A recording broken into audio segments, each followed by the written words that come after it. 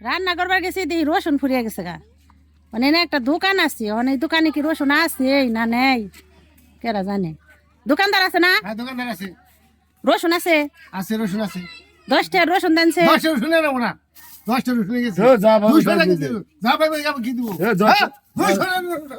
কাঁচা দেন 200 টাকা দিও পাগলি তুমি দেখেন যে 10 টাকার রসুন চাইছি 10 টাকার রসুন দিব তুই তো যা ভাই তাই দিবি যা ভাই কি দিব যা ভাই দে না তো রসুন সানে দে। এক সপ্তাহ নিবে রসুন নিয়া এক সাথে খাবো না মহিলা মানুষ না দোকানদার কি 10 কেজি তাহলে তোমার মার যায় না দোকানদার কি পাগল পাগল তুমি পাগল না পাগল হ্যাঁ, তুই। খাও না তুমি তো কয় কেজি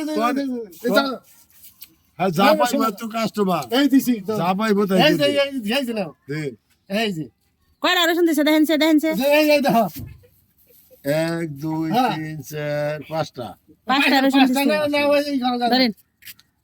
দাও দাও দাও 10 টাকা দাও। কয়টা লোক দিছে রে 20টা 20 টা হ্যাঁ। কই গেছ ওই যে কয়টা গেছ এই কারণে না এই যে খুরসা দোকান থেকে বাজার করি না বুঝছেন আজকে এই যে ফুরিয়ে গেছে গা রসুন তাই কইছি যে 10 টাকার রসুন নেই না ঠিকই আছে এই নাকি ব্যবহার দোকানদারে কয়টা লুটিটা আর জীবনে এই সমস্ত দোকানে আমি